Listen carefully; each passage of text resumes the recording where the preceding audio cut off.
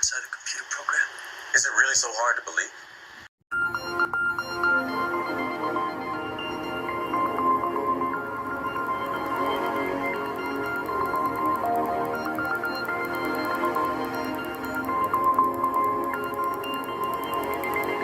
By a frequency and can cause the problems that I'm mentioning. It's going to be hard for some people to believe that a cell phone can kill you. It's going to be hard for people to believe that the that the terahertz frequencies can penetrate just about anything and can cause severe damage depending on how it's focused. Imagine that. Where have we heard that before? So when we're looking at some of the things that we're being taught, that the terahertz frequency, it's going to be hard for people to believe that the and can cause the problems that I'm mentioning. It's going to be hard for some people to believe that a cell phone can kill you. It's going to be hard for some people to believe that a cell phone can kill you. Problems that I'm mentioning. It's going to be hard for some people to believe that a cell phone can kill you. It's going to be hard for people to believe that the that the terahertz frequencies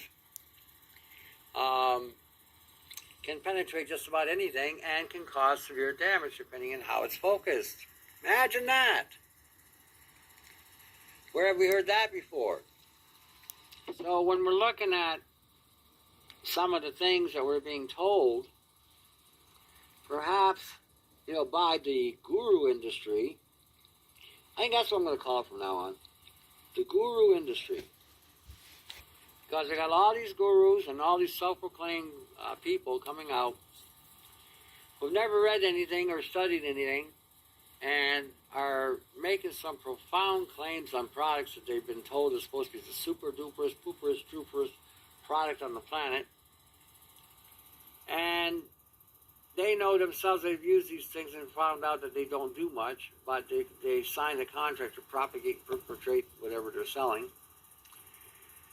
So here we are today in this dilemma.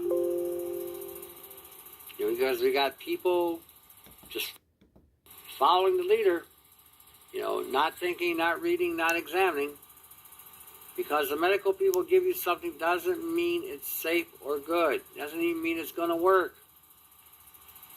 It's no different in the health industry. There's nobody can tell you that something is going to work for you one way or another.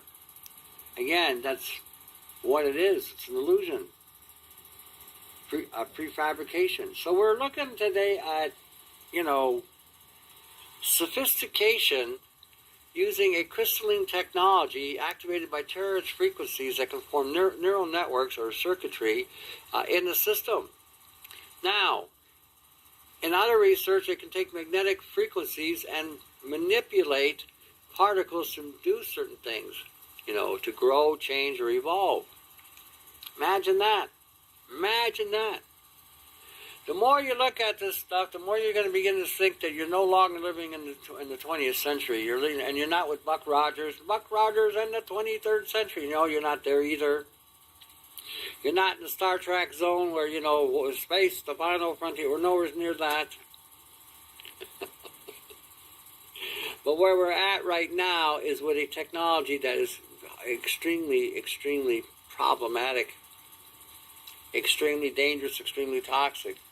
And the interesting thing about it, too, when you're looking at some of this, the extraction process to get to carbon-260, essential oil, you have to remember, these things can burn tissue. But if they're diluted and are used with a carrier, okay, it will not hurt you. Okay, the old sugar cube method with the turpentine.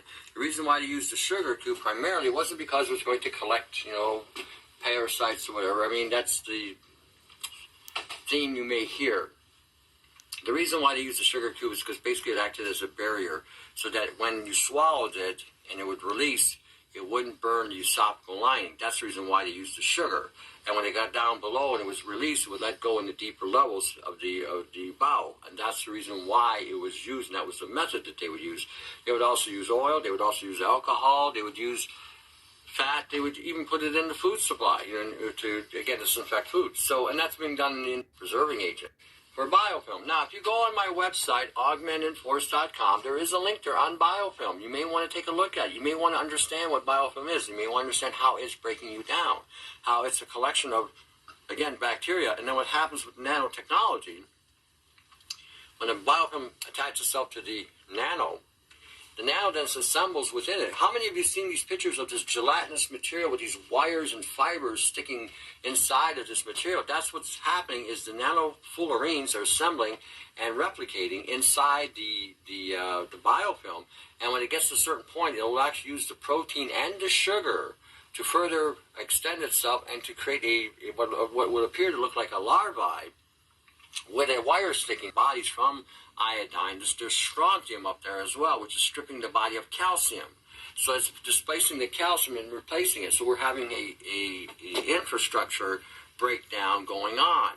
When we're talking aluminum, barium, cadmium, titanium dioxide, nano silver, what are we talking here? We're talking nano silver, titanium dioxide, and cadmium. Again, cutting the male reproductive system off. This is your genetic code. It's taking that out. For women, it's the aluminum.